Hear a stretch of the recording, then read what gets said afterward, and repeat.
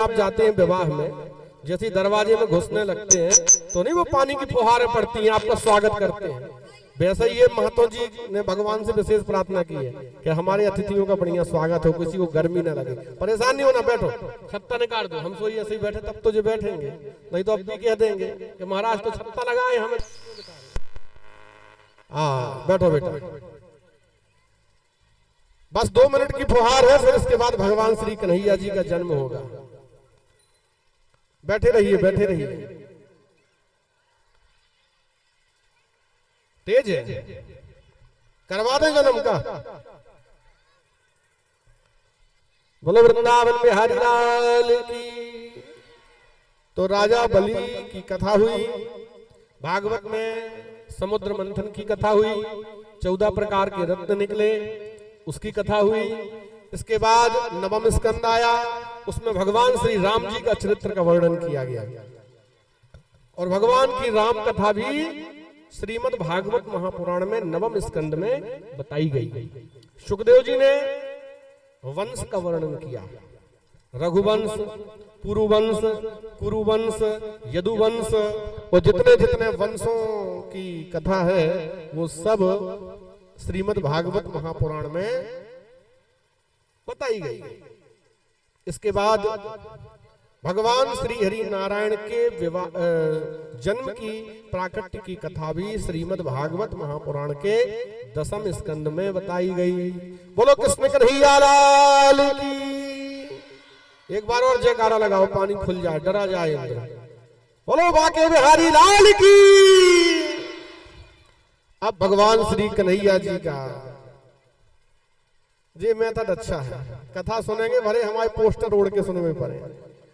देखो पीछे बहुत बढ़िया, मनुष्य ही सर्वोत्कृष्ट कृति है, कोई ना कोई जुगाड़ कर ही लेती है। कोनो गद्दा ओढ़े, कोनो पोस्टर, बहुत बढ़िया। लेकिन कथा सुनना है, ये बहुत अच्छी बात है। तो कन्हैया जी के कथा में जैसे ही चलेंगे वैसे ही पानी खुल जाएगा, देख के 3 मिनट बाद बैठे रहना। बंद हो गया।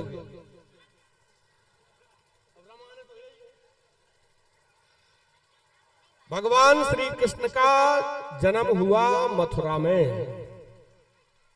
मथुरा एक नगरी है और मथुरा नगरी में महाराज उग्रसेन रहा करते थे। महाराज उग्रसेन की पत्नी गर्भवती हुई। ठीक समय पर गर्भाधान संस्कार न होने से हमारे यहाँ जो शास्त्रों में 16 प्रकार के संस्कार बताए गए उनका एक मतलब होता है। हम सब भूलते जा रहे हैं, बहुत एडवांस बन गए हैं और इसी एडवांस के चक्कर में सब कुछ खोते जा रहे हैं। आज का आदमी जितना परेशान है उतना कभी नहीं हुआ। भौतिक सुख सुविधाएं तो जुटा ली, धन तो जुटा लिया, नाम और पैसा तो जुटा लिया, लेकिन न तन है, न स्वास्थ्य है, न धन है और न अंदर से खुशी है। उसका कारण हम अपनी मौलिकता को भूलते जा रहे हैं। अगर मौलिकता से जुड़े रहेंगे तो निश्चित ही भगवान की कृपा हम सबके ऊपर होगी। 16 संस्कारों का एक बड़ा विज्ञान है। गर्भाधान संस्कार कब होना चाहिए, कैसे होना चाहिए, उसकी एक नियमावली है। और वैसी संतान होगी जैसा मिट्टी और जल और पर्यावरण होगा और जो वृक्ष लगाया जाएगा उसका फल वैसा होगा। अब कोई शराब पी करके गर्भाधान करेगा तो संतान भी तो शराबी निकलेगी कि नहीं निकलेगी। इसलिए जो जैसा होगा उसका वैसा ही संस्कार निर्मित होता है। तो कहने का मतलब यह है कि जब महाराज उग्रसेन की पत्नी गर्भवती हुई तो सही समय पर गर्भाधान न होने के कारण गर्भ में जो बालक आया वो राक्षसी प्रवृत्ति का हुआ।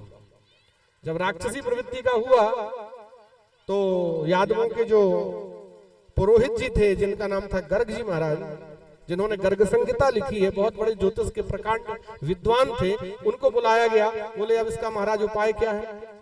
तो गर्गाचार्य जी ने बताया इसका कोई उपाय नहीं है। इस बालक से अगर अभी से अधर्म ना कराना हो तो कुछ समय के लिए आपका ये टल जाएगा अगर इस बालक को जल में बहा दिया जाए। अब किसी का जो बच्चा तत्काल हुआ हो और कोई कह दे कि बहा दो जल में, ये तो कैसे हो सकता है, संभव ही नहीं है।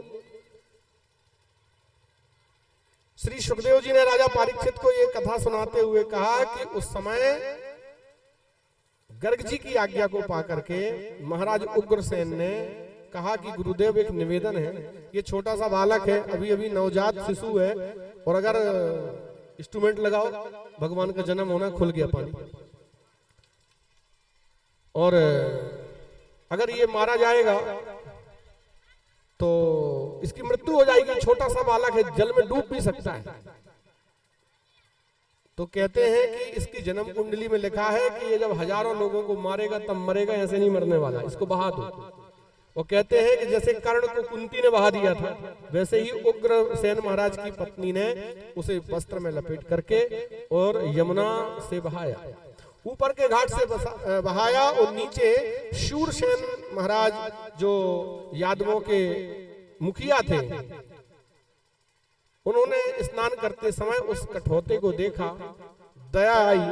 दया और करुणा से ही परमात्मा का जन्म होता है।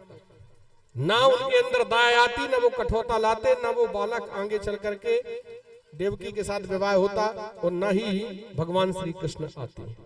तो दया और करुणा के कारण ही भगवान हमारे मानव जीवन में उपस्थित हुआ करते हैं। बहा दिया महाराज शूरसेन ने उस बालक को ले जाकर के और अपने घर पर बड़े हर्ष उल्लास के साथ रखा। वो कहते हैं कि उसी समय उनके घर में एक पहले से बालक था जिसका नाम था वसुदेव। तो वसुदेव और वो छोटा सा बालक जिसका नाम हुआ कंस, कंस का लालन पालन आपस में एक साथ होने लगा, दोनों एक साथ पले बढ़े। कुछ समय के बाद जब वह युवा हुआ तो कंस को ये बात मालूम चली कि मैं कोई सामान्य यदु कुमार नहीं हूँ, मैं तो मथुरा के राजा महाराज उग्रसेन का पुत्र हूँ, और किसी पंडित जी के कहने पे मुझे बहा दिया गया है। तो बोले ना पिताजी को छोड़ेंगे ना पंडित जी को, दोनों से बदला लेंगे। और उसने एक आपातकालीन सभा बुलाई, उसमें बड़े बड़े राक्षसों को एकत्रित किया।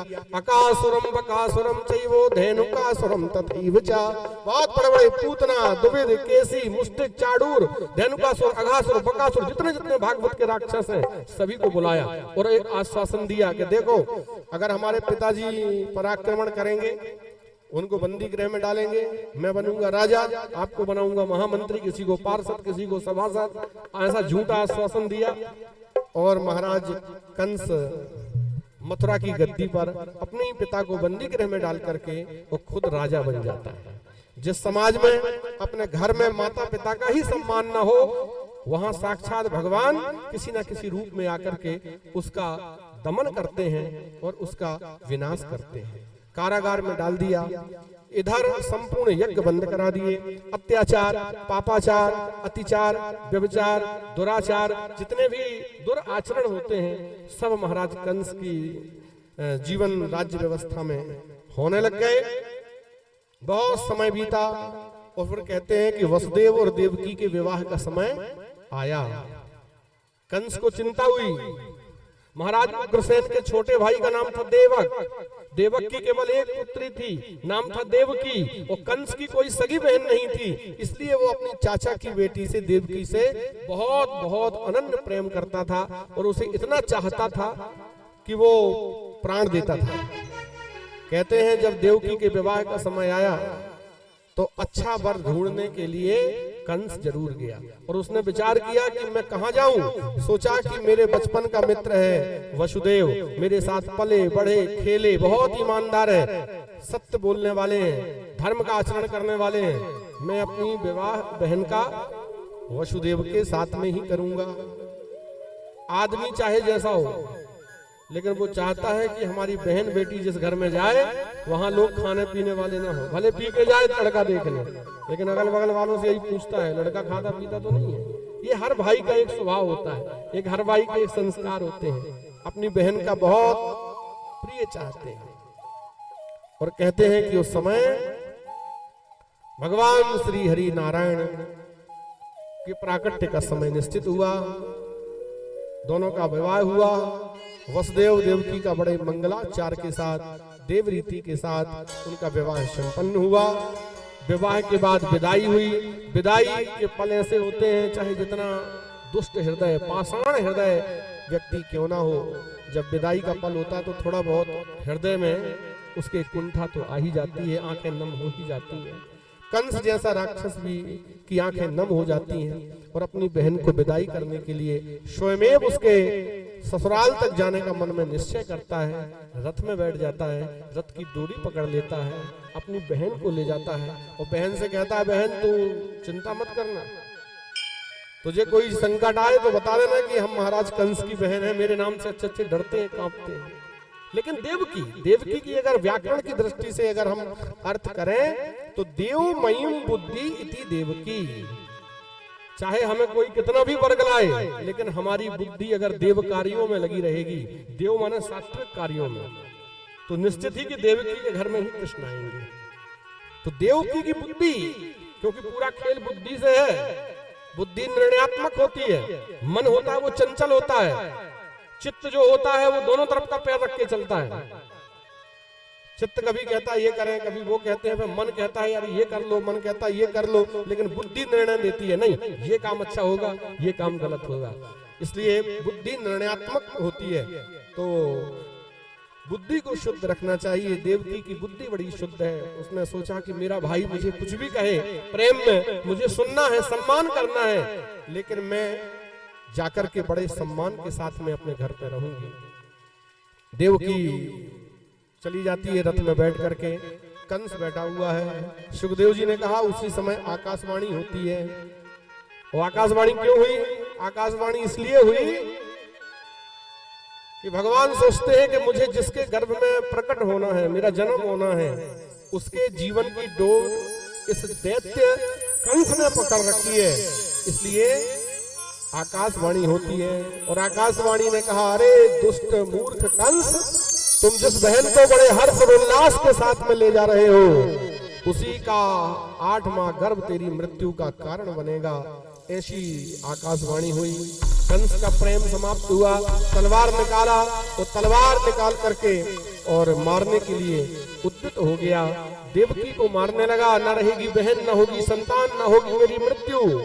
लेकिन कहते हैं कि उस समय वसुदेव बड़े बुद्धिमान हैं, उन्होंने समझाया, सत्यवादी है, बोले मित्र हम बचपन से आपके साथ रहे, हमारे आप मित्र हो।